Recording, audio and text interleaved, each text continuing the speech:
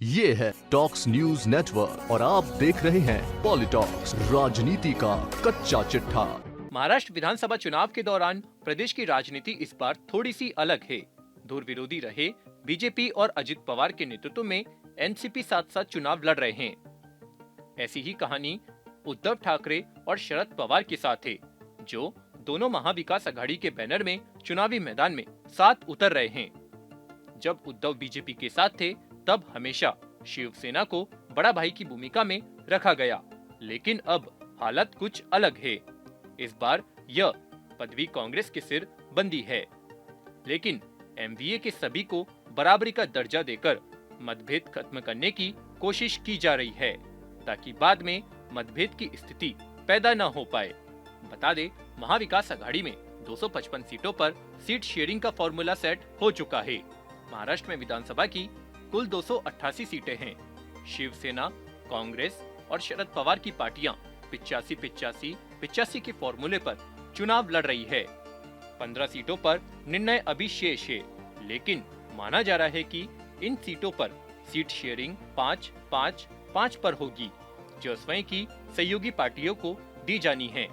यानी हर एक के खाते में 90 सीटें आएगी।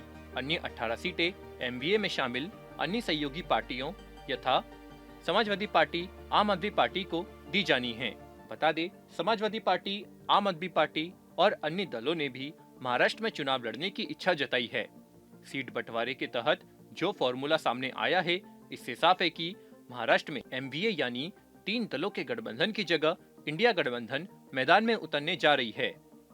समाजवादी पार्टी के प्रमुख अखिलेश यादव ने महाराष्ट्र में महाविकास अघाड़ी से 12 सीटें मांगी है। फिलहाल पार्टी के पास 2 सीटें हैं।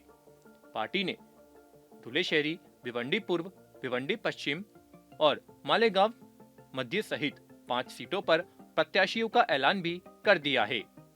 हालांकि कांग्रेस द्वारा सपा को इन्हीं 5 सीटों तक सीमित रखने का कवायद चल रही है। अगर ऐसा न हो सकता तो 1 या 2 सीटें देकर शांत किया जा सकता है। सहमति का यही गठबंधन यूपी उपचुनाव में साझेदारी की नींव रखेगा। वहीं सत्ताधारी महायुति ने भी अब तक 182 उम्मीदवारों के नामों का ऐलान कर दिया है। 23 अक्टूबर को एनसीपी ने पार्टी की पहली लिस्ट जारी की, जिसमें 38 प्रत्याशियों के नाम थे। महाराष्ट्र के डिप्टी सीएम अजित पवार बारामती से चुनाव लड़ेंगे। यह बारामती लोकसभा सीट के अंतर्गत आती है। बारामती लोकसभा सीट शरद पवार की पारंपरिक सीट रही है। यहाँ से इस बार उनकी बेटी सुप्रिया सुले जीती थी। सुप्रिया ने लोकसभा चुनाव में अजित पवार की पत्नी सुनेत्रा पवार को हराया था। शरद पवार की विरासत के तिलिस्म को तोड़ने की जिम्मेदारी अजित पवार ने खुद उठाई है। हालांकि यहाँ स्टार प्रचारक के तौर पर शरद पवार खुद मैदान में उतरेंगे। यहाँ चाचा भतीजे की जंग मजेदार होने वाली है। पॉलिटॉक्स ब्यूरो, महाराष्ट्र।